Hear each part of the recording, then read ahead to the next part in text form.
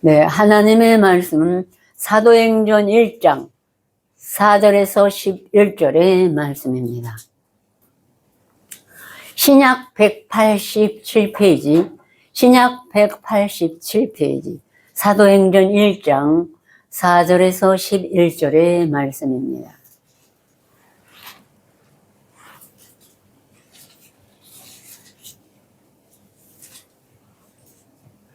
네, 다 찾으신 줄 알고 제가 봉독해 드리겠습니다.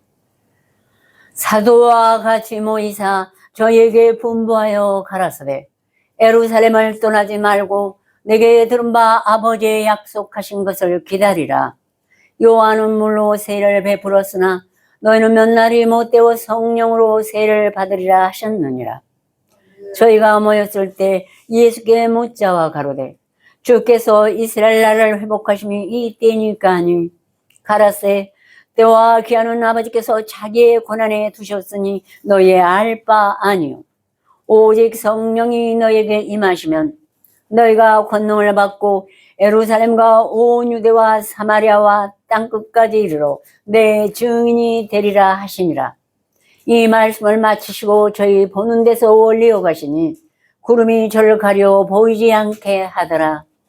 올라가실 때 제자들이 자세히 하늘을 쳐다보고 있는데 흰 옷 입은 두 사람이 저희 곁에 서서 가로되 갈릴리 사람들아 어찌하여 서서 하늘을 쳐다보느냐.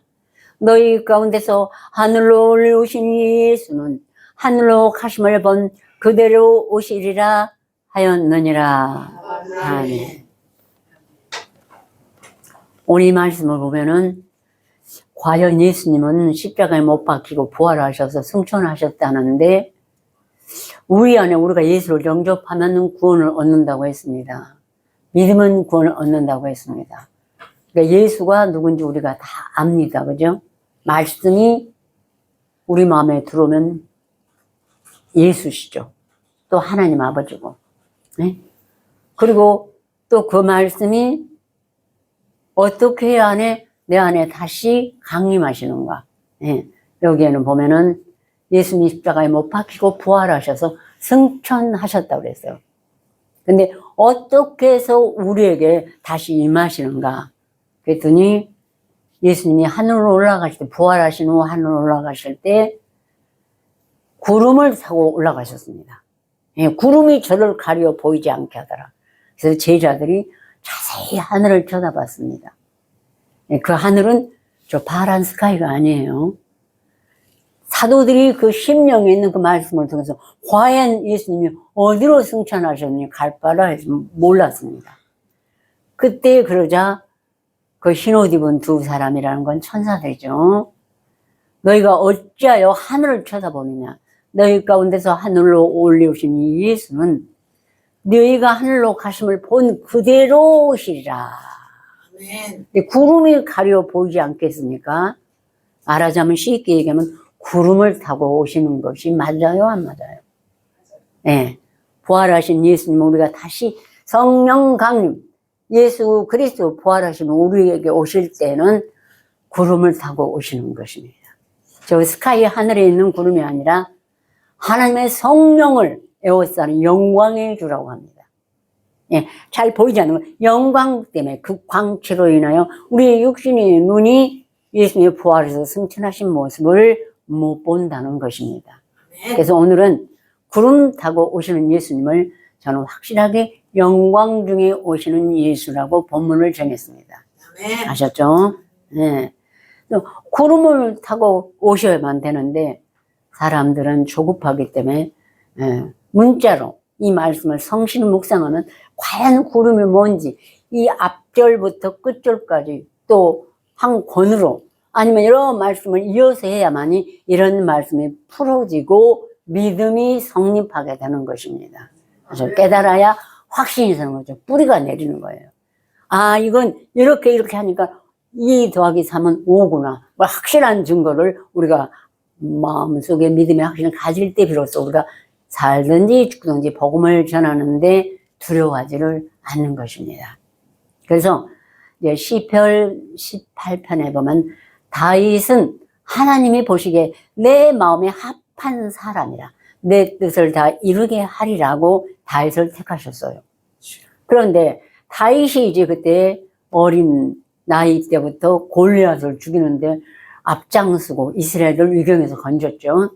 그래서 이제 그 나라에 들어가서 일을 하는데 너무나 많은 지혜와 총명이 넘치니까 모든 장로와 또 나가서 전쟁에 이기고 그래서 모든 여인들이나 모든 사람으로부터 그는 칭찬과 영광을 받았습니다. 사울이 처음에는 신실했는데 나중에 기도를 더디하니까 우리 조금만 기도 더디하면 누가 한 3번, 4번 찌르면 화가 나요. 성질이 올라오기 시작해요. 그게 이게 성령을 거스르는 내 생각이 또 올라오는 걸 우리는 다 처음 해봅니다. 예. 그러니 기도를 성실히 하니까는 육신의 생각이 와갖고 시기와 질투가 나서 다윗을 미워하기 시작해요. 그래서 다윗이 그 목숨 하나를 유지하기 위해서 요나단이 도망하라. 내 아버지는 결코 너를 죽이리라. 도망해가지고 이 나라 저 나라 여기저기 굴과 산으로 도망 다닐 때 그가 너무나 큰 고난 중에 보면은 119편에 보면은 내 생명이 연기 중에 가죽벗어지 됐다고 그랬어요. 그만큼 고통스럽고 유업과 춥고 배부르며 굶고 춥고 헐벗는 고난을 견뎠습니다. 그때 다윗이 시편 18편에 부르짖기를 나의 힘이 두신 여호와 내가 주를 사랑하나이다. 여호와는 나의 반석이시오 나의 요새시오 나를 건지시는 자시오 나의 하나님이시오 나의 방패시오 나의 구원의 뿌리시오 나의 산성이시로다. 어떠한 고난과 위협에도 하나님이 자기를 도우신다는 것입니다. 내가 찬송 받으실 여호와께 아뢰리니 내 원수들에게서 구원을 얻으리로다. 사망의 줄을 나를 얽고 불의 창수가 나를 두렵게 했으며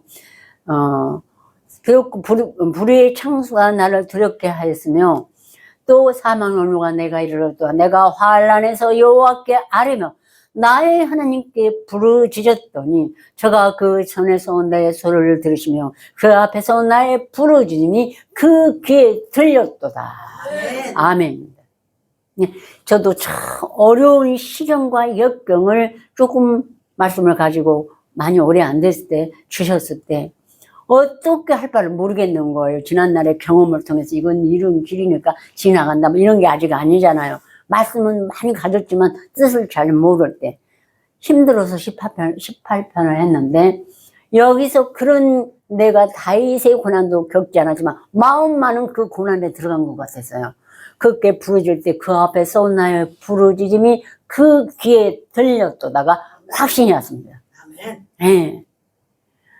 어디에? 내 앞에 내 심령 속에 있는 하나님의 부르짖음이 저 동쪽 서쪽 하늘에서 어느 곳에 있는 게 아니라 내 마음속에 하나님이 계시잖아요. 말씀과 성령으로. 그러니까 그 앞에서 나의 부르짖음, 내가 지금 내 마음속에 있는 하나님 앞에 나의 부르짖음이 그 귀에 들렸도다. 네. 너무너무 감사하니까 믿음이 확 왔어요. 계속 그 말씀을 하니까.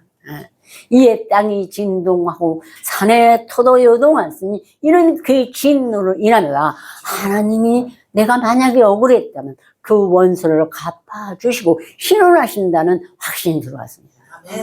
그 앞에서 나의 부르짖음이 그 귀에 들리고 땅이 요동하고 하나님의 진노가 임하시니까 공의대로 심판하신 하나님이 내가 끝까지 하나님만 의지한다면 나를 신원하실 것이고 억울하게 한 사람이 고난을 당하고 부끄러움을 당한다는 확신이 왔던 것입니다.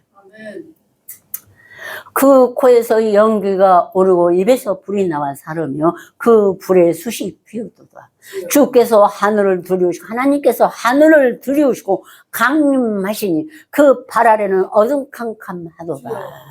구름을 타고 나를 쉬며 바람나물 날개로 높이 뜨셨도다.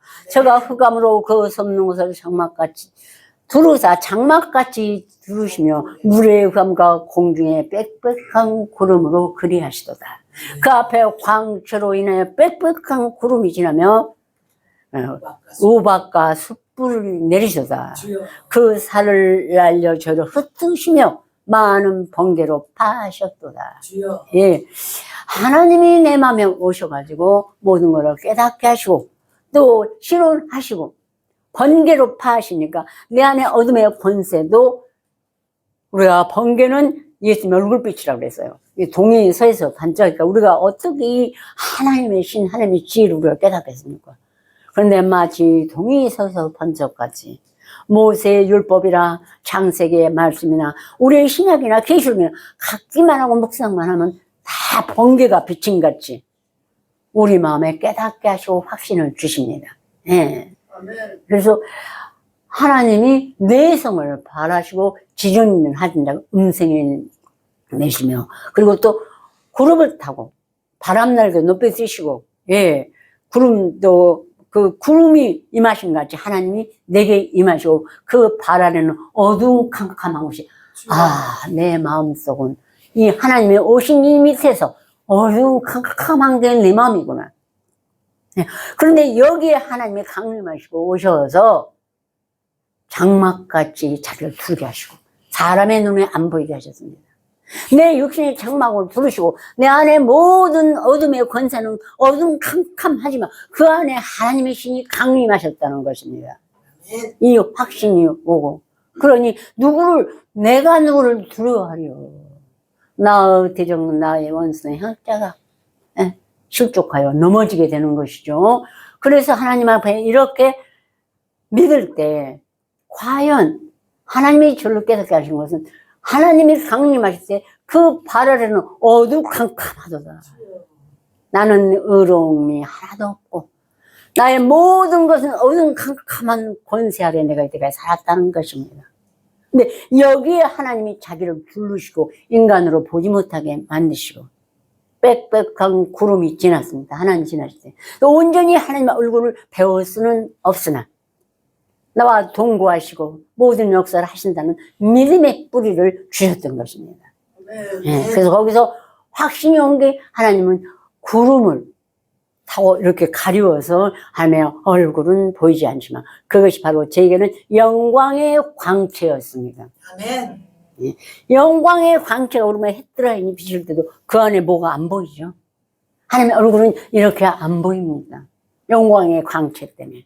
구름이 가려워서 해가 안 비친 것처럼 간단히 비유하면 우리와 하나님의 얼굴은 안 보인 것입니다. 그러므로 이제 다만 요한복음 7장에 말씀을 육신 오신 예수님이 이제 복음을 전할 때 누구든지 목마르거든 내게로 와서 마시라. 나를 믿는 자는 성경에 이름과 같이 그 배에서 생수의 강이 흘러나리라 하시니 이는 그를 믿는 자의 받을 성령을 가르치십니다. 그런데 예수께서 아직 영광을 받지 못하신 대로 그때 아직 말씀이 육신 입고 제자들과 함께 침뱉음 고난 손가락질 핍박 다 받으면서 다니실 때요, 예수님이 아직 영광이란 십자가에 못 박히고 부활하신 영광, 그걸 받지 못하신 거로 아직 성령이 저에게 계시지 아니하시더라. 막 교회만 가도 성령 받았다고, 우리 말씀 받은 자도 진리의 성령을 받았다고 그러는데 과연 무엇인가? 예, 14장에 진리의 성령이 오시면 그가 너를 모든 길 가운데 인도하시는 때 짝이 돼서, 예수님 아직 육신을 입고 계실 때는 십자가의 고난과 영광을 받기 전에는 성령이 아직 안 계시니까, 그러면 나한테도 아직 진리의 성령은 안 오셨네. 그게 하나님이 혼과 영을 찔러 쭉 깨닫게 하신 거예요. 그러면 1장에는 예수님이 비둘기 같은 성령이 오신 것을 세례 요한이 증거했습니다. 우리 모든 말씀을 암송하고 묵상하면 바로 진리의 성령이 아니고 비둘기 같은 성령이 들어오시는 것입니다. 그게 세례예요. 예. 목회자들이 물 속에 손을 얹고 주는 세례도 아니에요. 그냥 머리에 손을 얹고 세례를 주는 것이 아니고, 암송하고 묵상하면은 결국 내가 잊지 않고 은혜 받을 때 그게 바로 비둘기 같은 성령이신 것입니다. 온유한 성령. 예. 그래서 예수님의 성품을 여러분이 닮아가게 되는 것입니다. 그런데 이제 이 예수께서 오셨을 때 하나님은 계시를 보여주셨어요. 마태복음 17장에 보면은 베드로, 요한, 야고보 수석 제자 12제자 중에 가장 신실한 제자였습니다. 예수님 앞에 그들을 데리고 예수님이 산으로 올라가셨어요. 그는 우리 삼각산, 어디 저기 백두산이 아닙니다. 비유죠. 시온산. 예, 말씀을 암송하면 우리 심령이 시온산이 되는 것이에요. 예, 예수님은 계시록 14장에도 그렇고 중간중간 바울도 우리가 이 찬송 노래, 자기가 노래가 되기 위해서 하나님이 부르셨다고 그랬어요. 그렇게 핍박자를 찬송이 되게 하십니다. 우리가 가진 말씀이 바로 찬송이 됩니다. 처음에는 묵상이고 기도고 그렇지만 나중에 우리가 온전히 연단을 다 마치고 나면 여러분과 제 안에 있는 말씀은 찬송 그 자체인 것입니다. 하나님을 경외하는 찬양하는 찬송이 되는 것입니다. 그런데 여기 이제 예수님께서 산에 오르셨습니다. 그래가지고 하나님이 보이시고 마태복음 17장에 우리 함께 보시자고요.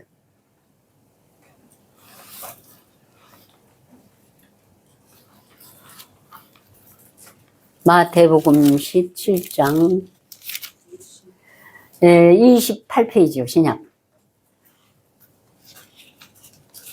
함께 읽겠습니다. 1절부터 5절부터 8절까지 아니 1절부터 8절까지 엿새 후에 예수께서 베드로와 야고보와 그 형제 요한을 데리고 따로 높은 산에 올라가셨더니 저희 앞에서 변형되사 그 얼굴이 해같이 빛나며 옷이 빛과 같이 휘어졌더라. 때에 모세와 엘리야가 예수로 더불어 말씀하는 것이 저에게 보이거늘 베드로가 예수께 여짜가 가로되 주여 우리가 여기 있는 것이 좋사오니 주께서 만일 원하시면 내가 여기서 초막셋을 짓되 하나는 주를 위하여 하나는 모세를 위하여 하나는 엘리야여 말할 때 흐르는 양구름이 저를 넘겨 구름 속에서 소리가 나서 가로되 이는 내 사랑하는 아들이요 내 기뻐하는 자니 너희는 저의 말을 들으라 하는지라. 엎드려 심히 두려워하니 예수께서 나와 저에게 손을 대시며 가라사대 일어나라 두려워 말라 하신대 제자들이 눈을 들고 보며 오직 예수와 외에는 아무도 보이지 않더라. 아멘. 거기까지요. 예, 여기도 하나님이 나타나서 이는 내 사랑하는 아들을 기뻐하는 자 할 때 구름이 하나님을 가려서 보이지 않겠죠. 목수 예수는 제자들이 다 얼굴도 보고 같이 동고동락했습니다. 가서 밤에만 예수는 홀로 감람산에 가서 혼자 기도하셨죠. 제자들은 각자 자기 처소로 가서 기도하고 근데 하나님만은 얼굴을 아무에게도 보이지 아니하셨어요. 영광의 하나님, 천지 창조주 여호와 하나님은요. 여기도 보이지 않았지만 잠깐 새 제자들에게 이렇게 구름 타고 오시는 하나님께서 그 표적을 보여주었습니다. 앞으로 예수님은 이렇게 될 거라는 걸. 그리고 그들에게 이는 내 사랑하는 아들이요 내 기뻐하는 자라 하고 바로 목수의 아들 예수를 전폭적으로 믿고 하나님의 뜻을 이루라는 것입니다. 그래서 변화산성에서 보았을 뿐인 것입니다. 그래서 하늘로서 남을 들은 것이라고 베드로후서 1장에 우리 주 예수 그리스도의 능력과 강림의 말씀을 우리에게 알게 하신 것이 공교히 만든 이야기를 쫓은 것이 아니요 우리는 그의 크신 이름을 친히 본 자라. 지극히 높은 하늘에서 이런 소리가 내게 나기를 이는 내 사랑하는 아들로 내 기뻐하는 자라 할 때 저가 하나님 아버지께 존귀와 영광을 받으셨느니라 하고 이미 부활하신 예수를 본 그들에게 그들이 사도 베드로가 이렇게 전가했는데 오늘 본문에 베드로가 예수님이 승천하실 때 봤어요? 못 봤어요? 구름이 가려 보이지 못했습니다. 근데 바로 여기서 자기가 이제 완전히 볼 날은 부활하신 주님을 볼 날은 하늘에 승천하신 후에 봐요. 우리가 부활하신 육신의 모습은 우리가 못 보고 그렇게 되는 것입니다. 그래서 오늘 본문의 말씀에 그 흰 옷 입은 두 사람이 어찌하여 제자들아 하늘을 쳐다보느냐. 인간의 하늘을 너희 가운데 하늘로 올리우신 예수는 너희가 가심을 본 그대로 오시리라 했느니라. 그래서 예수는 그날의 대사도들 뿐 아니라 오늘날 우리에게도 어떻게 생겨서 오셨더라가 아니고 그건 내 생각이고 구름을 타고 올라가신 그 형용할 수 없는 그 부활의 성령 보혜사 성령으로 우리에게 임하시는 것이 가장 큰 이 땅에서 우리가 받아야 할 축복인 것입니다. 아셨죠? 그래서 사람의 인간의 말로 이렇게 생겼다 있으면 이게 아니에요. 그래서 이 사도 요한이 베드로후서에 이렇게 기록하고 사도 요한이 계시록 1장에 볼지어다 구름을 타고 오시리라. 각인의 눈이 그를 보겠고 그를 찌른다고도 볼터요. 땅에 있는 모든 족속이 그를 인하여 애곡하리라. 아멘. 예. 베드로도 역시 예수님이 이렇게 생기셨다가 아니고, 예. 감히 하나님의 말씀에 있으면 예수가 어떻게 생기시고 말할 수가 있겠습니까? 구름을 타고 오시리라. 각인의 눈이 그를 배웠고, 저와 여러분 각 심령이 그래서 사도 바울이 빌립보서 3장에 너희가 어디까지 이르렀든지 그대로 행할 것이다. 아멘. 동시에 부활을 보는 게 아닌 것입니다. 각자 믿음의 분량대로 예, 부활의 주님 구름 타고 오시는 예수님을 배울 수 있는 것입니다. 아멘. 그를 찌른 자도 볼터요. 사도 바울이 얼마나 예수님을 핍박하고 찌르고 스테반 의인이 죽는데 돌 던지는데도 앞장서고 또 잡아다가 제사장들에게 넘기려고 다메섹으로 가다 예수님이 나타나서 이제 그만 행악하고 내 이름을 외워 네 목숨까지 버리라는 계시를 주므로 그가 찌른 바울도 예수님을 보았고 그날의 군병들도 예수님을 찌른도 보았습니다. 회개하는 자, 통회하는 자는요. 구름 타고 오시는 예수를 배운 것입니다. 그런데 계시록을 묵상한 사람이 없습니다. 암송해야만 있죠. 우리나라에도 아마도 몇 분은 계실 거예요. 각 세계에 있고 그렇지만 이 말씀이 풀어지기까지도 금방 계시록 먹었다 해서 풀어지는 게 아니에요. 여러 말씀이 손가락 하나는 힘이 없지만 둘, 셋, 그 다음에 5손가락 아니면 10손가락이 합쳐졌을 때 얼마나 힘이 나는 것처럼 예, 우리가 그렇게 되고 그때 예수님이 가기 어디까지 이르렀든지 만약에 구름 타고 오시는 예수를 보면은 그것이 또 이루어진 것이고 아직까지는 하나님을 향해 찾아갈 때 그때 거기까지 물 세례로 예, 또 우리가 이루어지는 일을 하나님은 성실하시기 때문에 성실하게 각 사람에게 응하게 하시는 하나님을 믿습니다. 아멘. 예. 그러므로 이제 주님을 핍박하던 바울이 데살로니가서에 이렇게 얘기했어요. 주께서 호령과 천사장의 소리와 하나님의 나팔로 친히 하늘로 쫓아 강림하시리니 그리스도 안에서 죽은 자들이 먼저 일어나고 그 후에 우리 살아남은 자도 저희와 함께 구름 속으로 끌어올려 공중에서 주를 영접하게 하시리니 그러므로 우리가 항상 주와 함께 있으리라.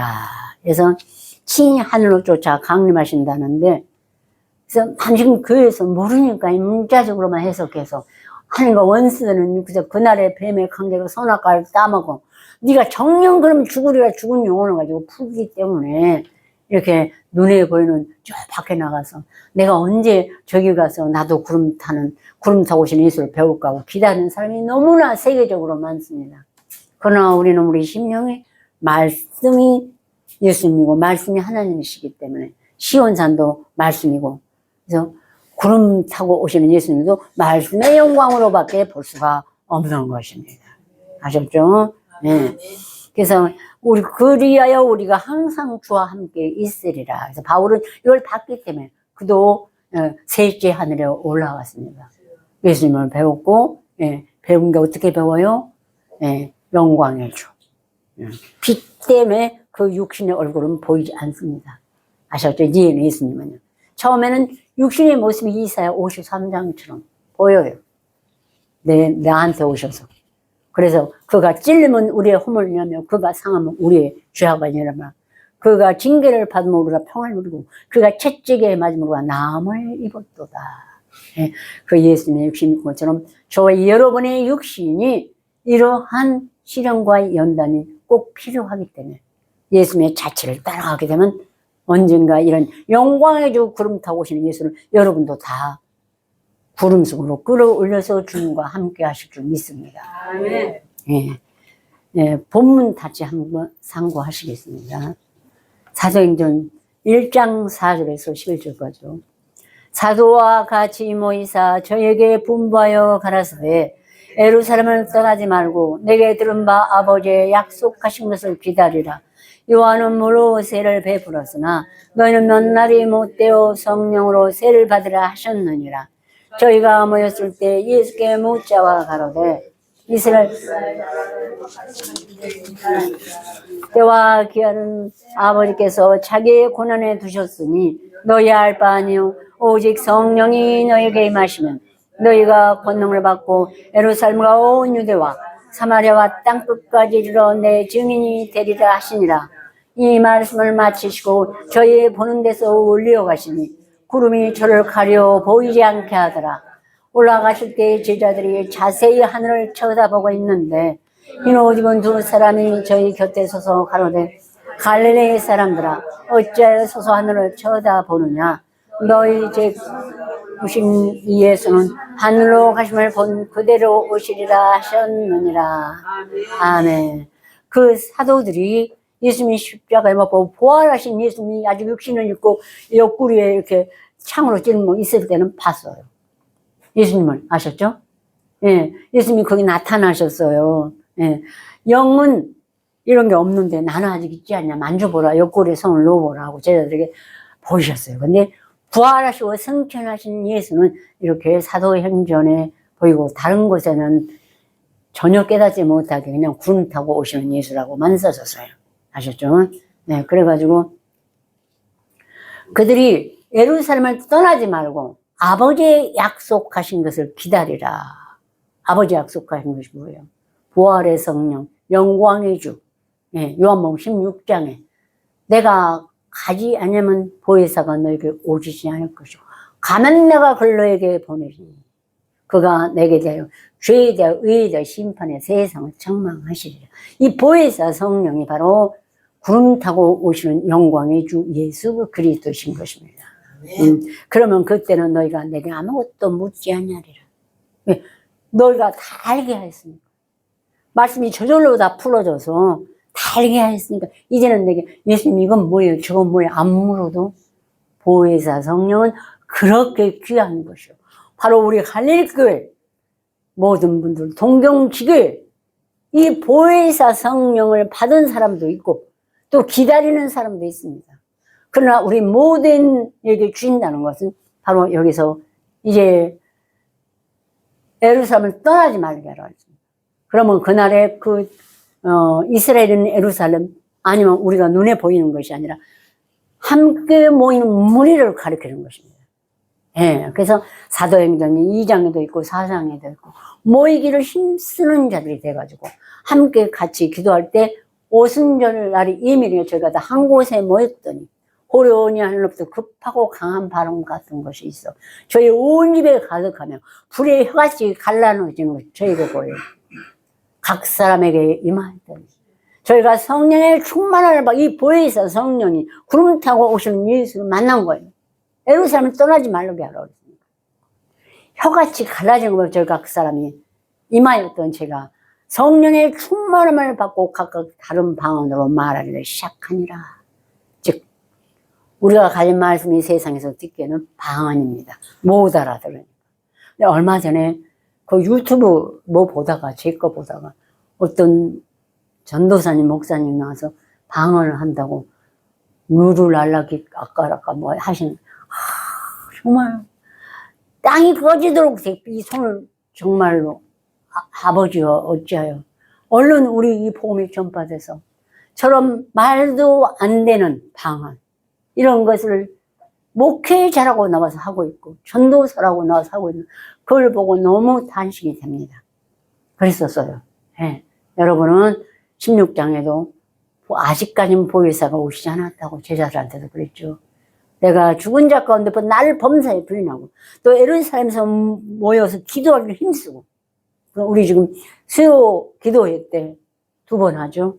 한 번은 누가 초청하는 곳에 한 번은 우리 교회에서 이것이 우리가 모여서 예루살렘에서 기도하는 것입니다. 아셨죠? 통성으로 또 각 사람에게 맞는 대로 우리가 이렇게 기도할 때 하나님이 오순절 성령 강림 저 구름 타고 오시는 영광 중에 오시는 예수를 보고 모두 다 각 사람 방언으로 말하기 시작하니까 온 천하의 사람들이 모여가지고 이 사람들이 취한 것이 아니냐 못 알아들으니까 예, 그런 역사가 있었습니다. 아셨죠? 여러분 다 구름 타고 오시는 이유가 무엇인지 여러분 깨달았죠? 영광 중에 오시는 내가 알 수가 없어서 그 빛이 너무 강해서 예수의 전에 목수의 아들의 모습은 보이지 않고 부활하신 예수님이 하나님과 다시 하나가 돼서 오시는 거예요. 예. 다 같이 기도해 주시겠습니다.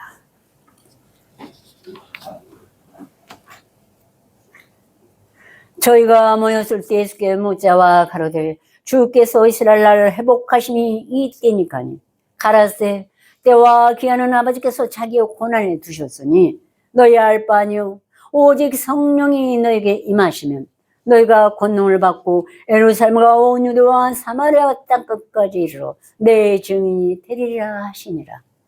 말씀하신 아버지 하나님, 사도 바울이 빌립보서에 말한 것 같이 어떤 사람은 오직 예수 그리스도의 십자가의 은혜와 그 고난에 참여하며 죽은 자 가운데서 부활에 이르려 하모나 이미 어떻담도 아니고 온전히 이뤘담도 아니라 오직 내가 예수 그리스도에 잡힌 바는 그걸 잡으려고 쫓아가노라 말씀하셨습니다. 어떤 사람은 구름 타고 오시는 보혜사 성령 그 예수 영광의 주 예수를 조금이라도 본 자가 있는가 하면 아직 그 영광의 주는 보지 못했으나 나사렛 목수의 아들 예수의 형상을 본 자들도 많이 있습니다.